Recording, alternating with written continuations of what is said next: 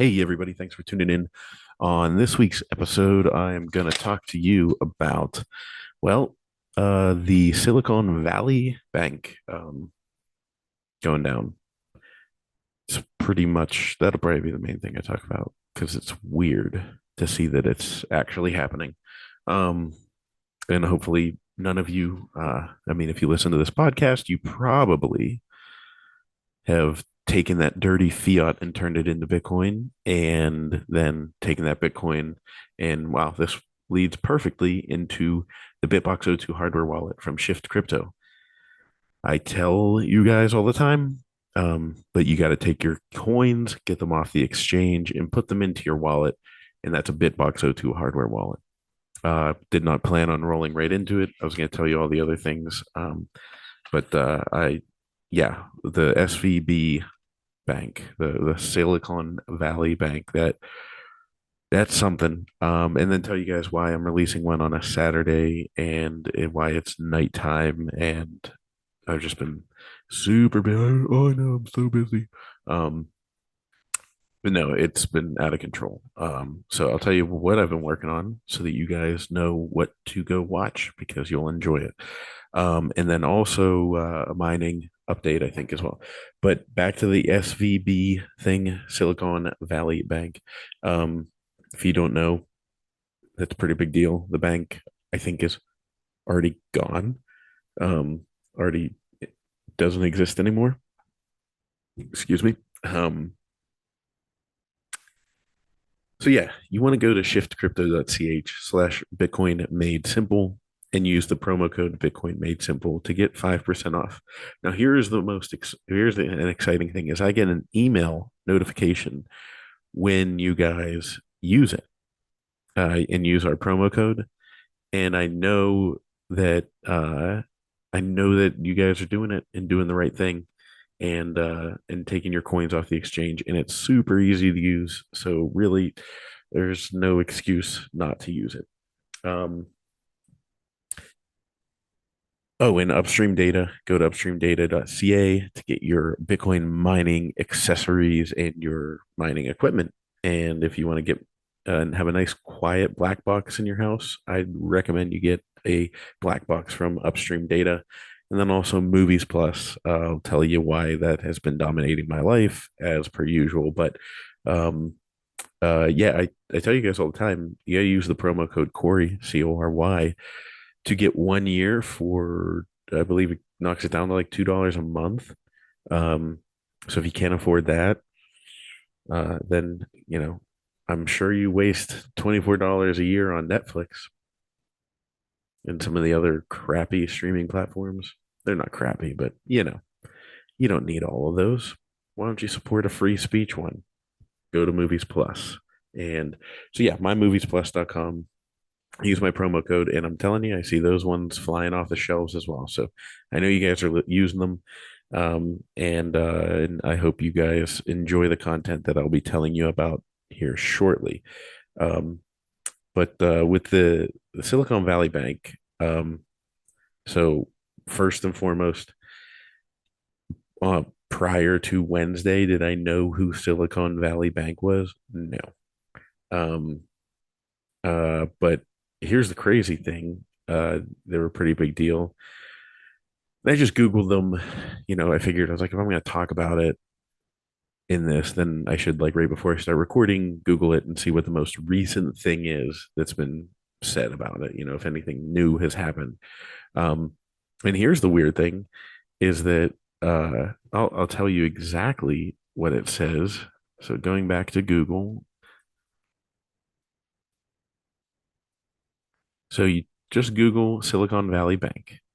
Their Wikipedia, comes up on the right hand side, and it says Silicon Valley Bank was a commercial bank headquartered in Santa Clara, California.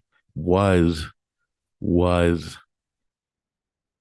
in it at the was at the in the 16th largest bank in the United States at the time of its failure on March 10th, 2023, and it was the largest bank by deposits in Silicon Valley. Um, so anyways, yeah, was. gonzo. Um, and that, ladies and gentlemen, is what fractional reserve banking does. Your money is not there. So if you're listening to this podcast, you know that. I know that. But I think it's a good time to reiterate. And I'm reiterating it so that you can reiterate it to those that you care about in your life, that don't you don't want to see them lose their life savings. Um, so I guess the long and short, and I'm gonna get like details wrong, so uh, get over it. But I guess they bought a bunch of mortgage-backed securities, 10-year with their 10-year commitments, low risk, like 1 point some percent, whatever. Uh, and now people can the mortgage-backed securities for some reason they were losing. I don't. Again, I'm not. I don't know all the details. I'm just reading the tea leaves. But because the interest rate, the Fed interest rates are going so high, people can earn more money in a more secure way by buying government bonds right now. Um, and so they were, I guess, going to that, and that caused them to be losing money and have to cash out. I don't know, something like that. But basically, everyone, your money that was in the bank gets taken and rehypothecated and used for other things. And then whenever that money comes a calling, it has to come from somewhere, and it comes from the users, comes from the depositors, and then you get stuck with a situation like you had where people were sitting outside. It was a crazy thing. So Larry Lepard, uh, I'm sure a lot of you know who he is in the Bitcoin Twitter space. Um, Larry, I think, posted a video as he was driving by. I think he lives up in like Massachusetts somewhere, but so very far away from Silicon Valley. But I think there was a branch up there, or maybe like a subsidiary. I'm not exactly sure.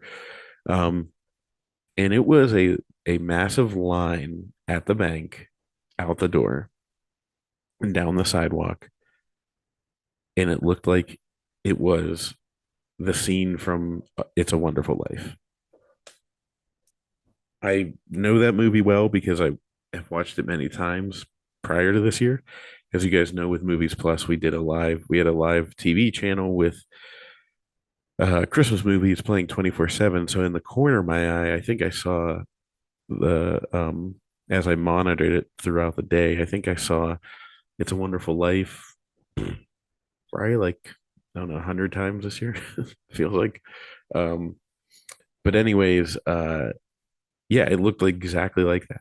And I remember seeing that scene as a kid and talking to asking my dad, like, what is going on here? And he kind of explained it. And I remember thinking at the time, I was really young, but even at that age, I was like, well, that's kind of screwed up that they don't have all your money in the bank. Um, but then it was like just this surreal moment that you're like, oh, did that really happen? Um, then I get into Bitcoin and, been into this for, I guess, years now at this point. Um, Not years, FYI, for those of you that are going to think I'm an OG. I'm not a 2010 Bitcoiner. God, I wish. But yeah, I've been talking about this for a long time. And like, this is going to happen. Everyone, this is going to happen. So there's people like me and others that have been like shouting from the rooftops, like, there's going to be a run on the banks. Get out, get out, get out. Um, and then it happened. And that was jarring to me, to be completely honest. It was very jarring to see the actual bank run. Um, so it just leaves me wondering, has it started? Has the great collapse of the 2020s, has it happened? Has it started? Um, I mean, I think it started a while ago, but I guess the better question is, are we starting to actually see it? Um, because that is not normal in the United States to see people standing outside of their banks in long lines trying to get their deposits out. Um, and the bad news for all of the banks that are still in existence, which, good for them for still being in existence. The bad news is they're in the same position to a degree. Um, let's go through a refresher if you don't know how this works. But the rules used to be that if you took out, if you took your money to the bank and deposited it, then that allowed the bank to lend out, let me get the math correct, lend out 10 times that amount, or uh, they only had to hold 10% of your reserves, and then the rest they could lend out. Um, and now I believe they don't even have to have any of the reserves left. So because they lend you, like, essentially they're, if they have $1,000 in the bank, if you put $1,000 in the bank, they are able to lend you 10,000. Um, so here's what's really screwed up is that whenever you have to put a down payment on something, um, the bank, I mean, they have the capability to lend the money because they've got a bunch of things moving and a bunch of books of business going at a billion miles an hour. Um, but they can lend you you put down the let's say 10% down payment to buy a car or something. I don't know, or a car, or buy a house. You put down 20%. So let's just say, for simple math sakes, it's $100,000 house. You put down 20 grand, and because of that 20 grand, they are now capable of lending $200,000 out. They only need to loan 80 of it to you so that they have another 120 that they can lend out on your behalf, thanks to you. And then you get charged interest on the payments. So it's fishy. Um, and it's it's a Ponzi scheme. Um, and I can't believe it's been going on this long. And I can't believe how few people know what is going on. And it's like one of those things that we're seeing nowadays in the world where, like, stuff's just done like right out in the open. People don't even try to hide it anymore. And we just move along and like pass by it like, huh, what you gonna do? Oh boy, there goes that bank again, just collapsing, losing people's money like crazy. Um, so I don't know. I don't know. But I would say this is that it's a if you're not comfortable with holding Bitcoin, then what are you listening to the show for? But if you own Bitcoin, you should have it off of the exchange. And again, in the Bitbox O2 hardware wallet from Shift Crypto. Go to shiftcrypto.ch/Bitcoin made simple. Use promo code Bitcoin made simple to get 5% off. I had to squeeze that in there. But if you have if you're not comfortable with holding Bitcoin, and you have money in the bank, I don't know. I'd consider withdrawing it and putting it in a safe place, so that you're not in line trying to get your money. And you can't depend on a Fed bailout. I mean, that's the other thing. When you Google, let me just tell you right now, when you Google it, Silicon Valley Bank collapse. Mark Cuban says Fed should immediately take this. Let's see the whole headline. Yahoo Finance. Mark Cuban says, "What up, Mark, fellow Pittsburgher? Just wrong about Bitcoin, but right about some other things." Mark Cuban says Fed should immediately take this action.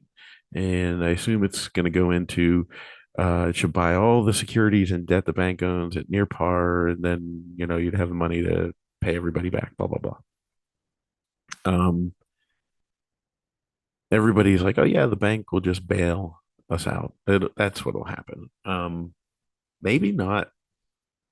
I don't know. The Fed, the Fed has been absolutely on a crusade to crush everything except the US dollar. And so I don't know if they're really going to come to save the day. And if they do, I mean, they're just putting it off a little bit longer, but I think I think it'll get,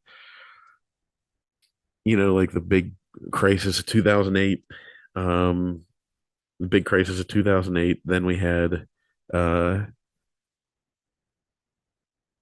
it seemed like, oh, this will never recover, but it, kind of did. And um, but we're kind of like in this fake economy this whole time. And, it comes to a head, and now we're, starting to get ready for something else. And I think these gaps in these issues are going to be fewer and far between. Again, I'm not an economist. Don't take my advice. This isn't advice. Don't take my word. Just, be smart, do your own thing. But um, I would common sense would let you lead you to believe that this isn't going to be going away if they don't fix the actual problem, and they're not fixing the actual problem. So you're going to have it's going to come back more, it's going to come back more frequently, and the gaps will be shorter in between. And yeah, then we're going to be a lot of people are going to be stuck holding the bags.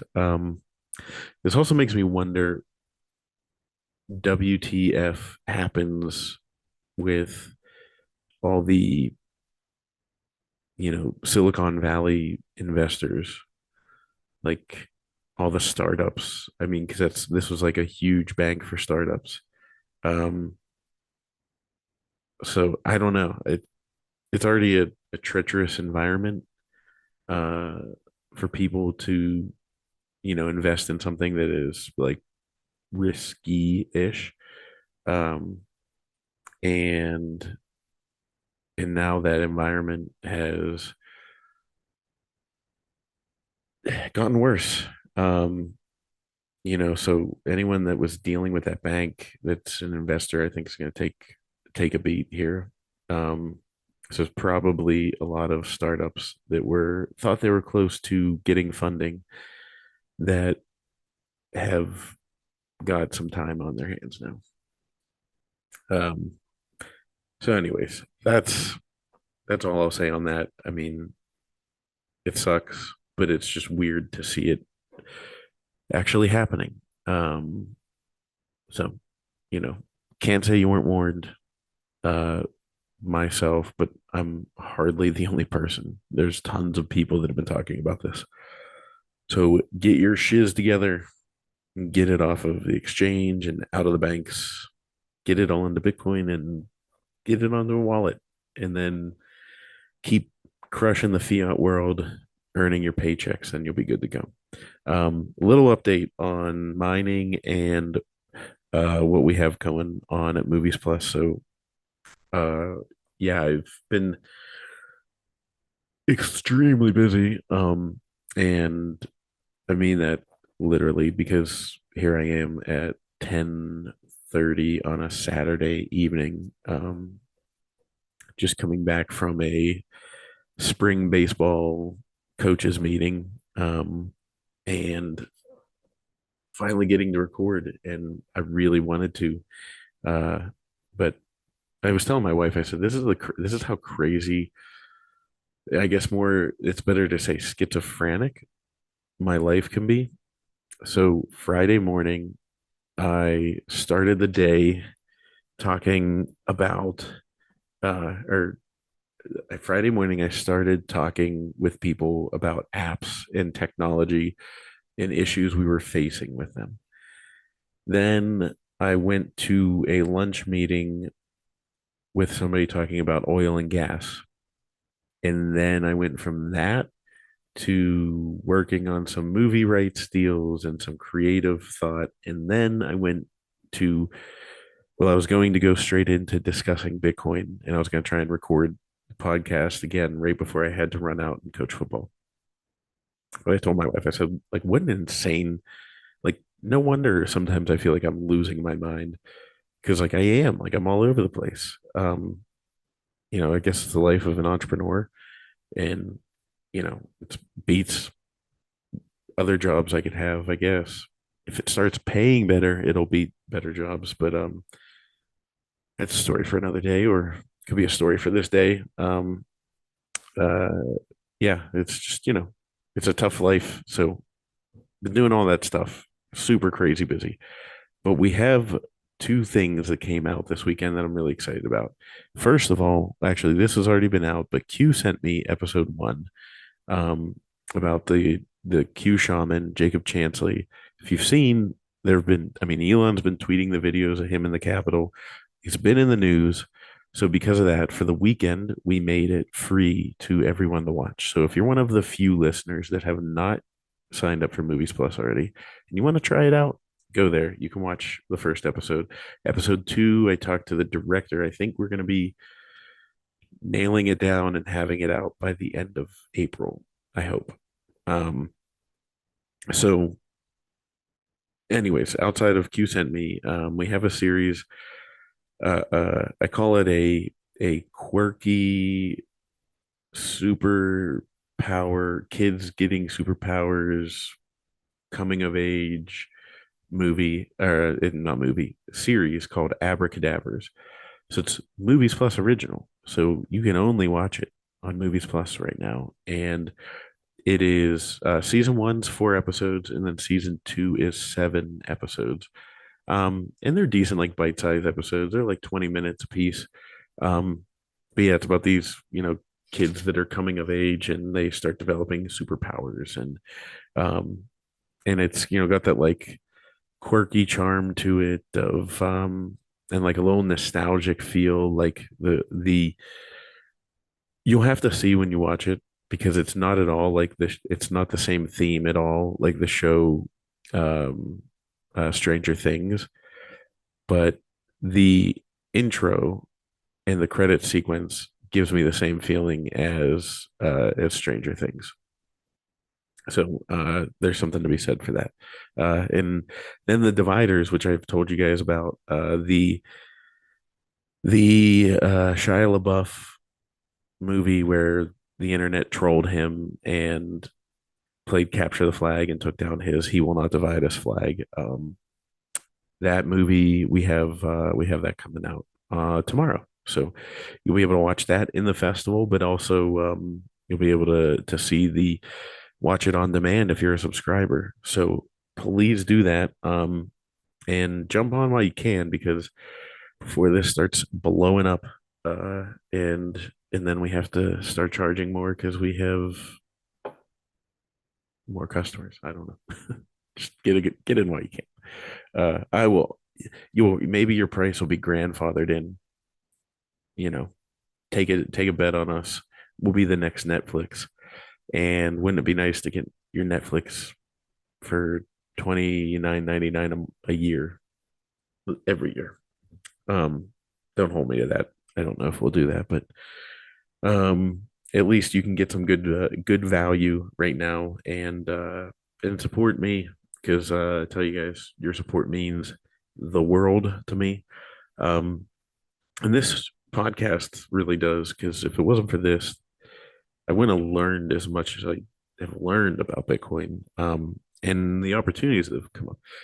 Case in point, the mining update I wanted to give you guys. We'll see. I'm looking to close a deal with somebody that has oil and gas wells near me, and means Corey might become a miner. Yeah, just like my great grandfather was. He wasn't a Bitcoin miner, but he was a coal miner. Um, and yeah, I think that's pretty cool. I think it's pretty, it'd be an interesting side gig to be managing oil and gas facilities, with getting plugged into miners and all that fun stuff. And what a way to generate your KYC free sats. So, yeah, it's pretty cool. You can take the naturally occurring gases out of the earth and turn it into the hardest, most valuable money that you could buy. Um, so, with that being said, seriously, get your keys off, get your coins off the exchange, get them off, and put them onto a Bitbox O2 hardware wallet. And I will keep you guys posted. I will try to make sure that I do this more timely next week. And I apologize. This is probably, I hope this doesn't sound like a lazy podcast, but I'm like really tired. So, but I was just like, nope, I'm not gonna go to bed. I'm gonna stay up. I'm gonna record this because some stuff went down. So, anyways, I appreciate all of you and stay safe out there. And I will talk to you guys next week.